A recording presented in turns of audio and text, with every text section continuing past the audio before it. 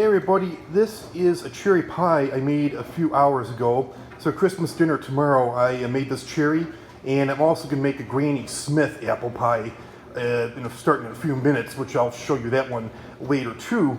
Now, I am a chef, so I know how to make homemade pie crust, but to me, store-bought is almost just as good. It saves me a lot of time, a lot of trouble. So these aren't homemade pie crusts. I buy pre-bought Pillsbury, but I'll tell you about the filling.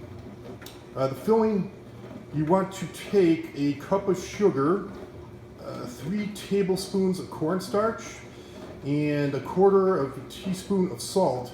And you whisk, you want sort of like sifting it. You want to take a whisk and break that cornstarch down, get that like as thin as you can get it with a whisk. And then what you're going to do is either fresh or canned. You can't get fresh around this time of the year, so I use canned Oregon sour cherries. Make sure you drain the juices from the cherries, otherwise you end up with a watery cherry pie filling.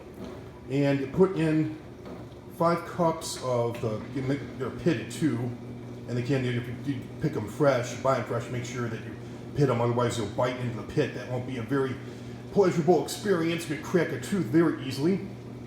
So then you mix in 5 cups of sour pitted cherries, either fresh, canned, or even frozen too. I think they sell frozen cherries.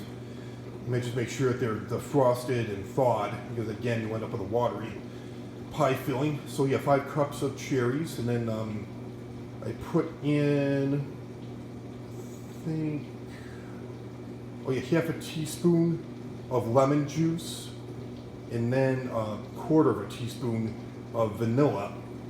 And you just mix that all together, and make sure you have your oven preheated to 425. Pour the cherry filling into, you want to get your first crust into the 9-inch, these are 9-inch crusts, 9-inch pie plate.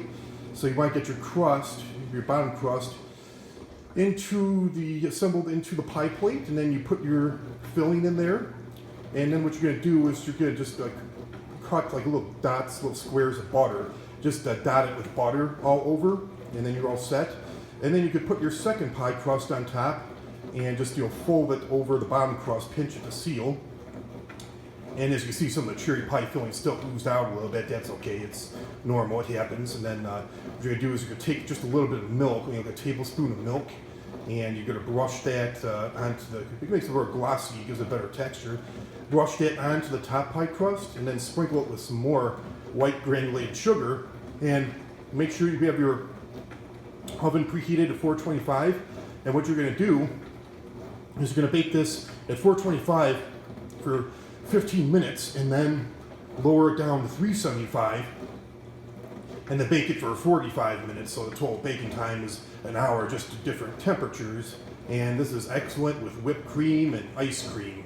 So yeah, make sure you just let it cool down until it solidifies. You don't want to serve it fresh, otherwise it'll be like water.